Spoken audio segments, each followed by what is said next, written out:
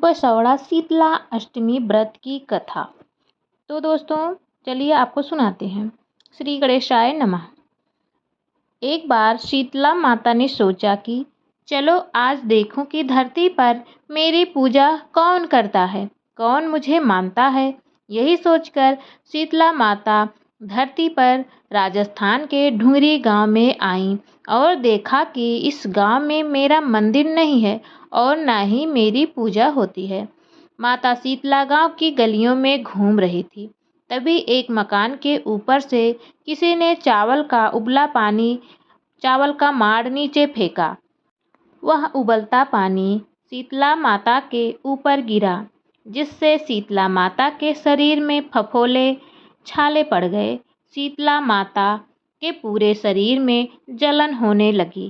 शीतला माता गांव में इधर उधर भाग भाग के चिल्लाने लगी, अरे मैं जल गई, मेरा शरीर तप रहा है, जल रहा है, कोई मेरी सहायता करो।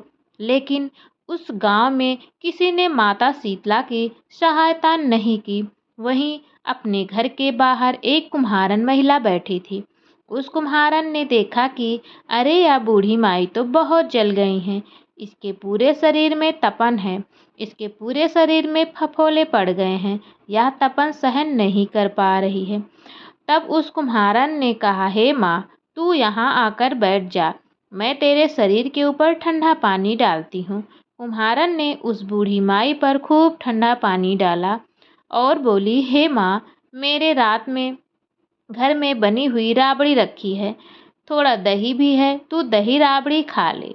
जब बूढ़ी माई ने ठंडी ज्वार की आटे की राबड़ी और दही खाया तो उसके शरीर को ठंडक मिली। तब उस कुम्हारन ने कहा, आ माँ बैठ जा, तेरे सिर के बाल बहुत बिखरे हैं, ला मैं तेरी चोटी गूंथ देती हूँ। और कुम्हारन माई की चोटी गूंथने हेतु कंघी बालों में करती रही।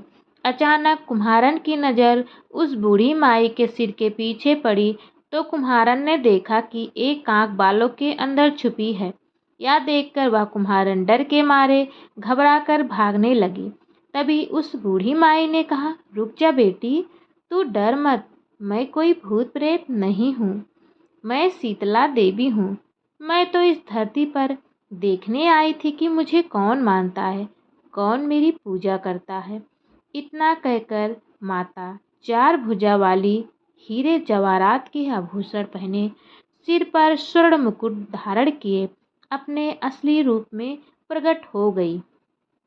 माता के दर्शन कर कुम्हारन सोचने लगी कि अब मैं गरीब इन माता को कहाँ बिठाऊं। तब माता बोली, हे बेटी, तुम किस सोच में पड़ गई। तब उस कुम्हारन ने हाथ जोड़कर आंखों में आंसू बहते हुए कहा, हे माँ, मेरे घर में तो चारों तरफ दरिद्रता बिखरी हुई है, मैं आपको कहाँ बिठाऊं। मेरे घर में ना तो चौकी है, ना बैठने का आसन ही है।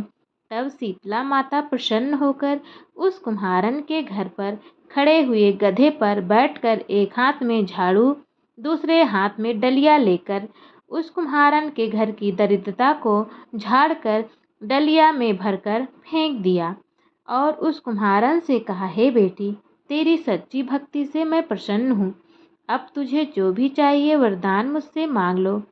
तब कुम्हारन ने हाथ जोड़कर कहा, हे माता, मेरी इच्छा है कि आप इसी ढूंढी गांव में स्थापित होकर यहीं निवास करें और जिस प्रकार आपने मेरे घर की दरिद्रता को अपनी झाड़ू से साफ कर दिया है, ऐसे में आपको जो भी भक्त होली के बाद की सप्तमी को भक्ति भाव से पूजा कर अष्टमी के दिन आपको ठंडा जल, दही व बासी भोजन चढ़ाए, उसके घर की दरिद्रता को दूर करना एवं आपकी पूजा करने वाली महिला का अखंड सुहाग बनाए रखना, उसकी गोद हमेशा हरी भरी रखना।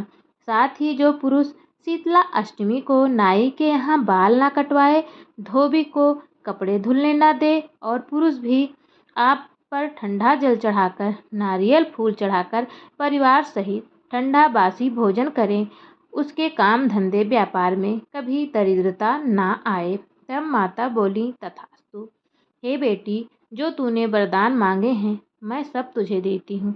हे बेटी, तुझे आशीर्वाद देती हूँ कि मेरी पूजा का मुख्य अधिकार इस धरती पर सिर्फ कुम्हार जाति का ही होगा।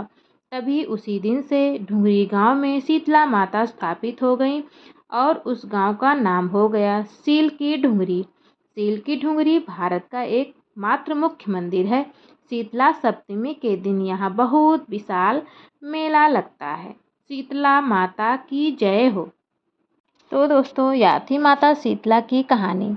अगर आपको कहानी पसंद आई हो तो वीडियो को लाइक करें, चैनल को सब्सक्राइब जरूर करें और शीतलाष्टमी के दिन यह कथा सुनने मात्र से ही आपकी सभी मनोकामनाएं पूरी होगी।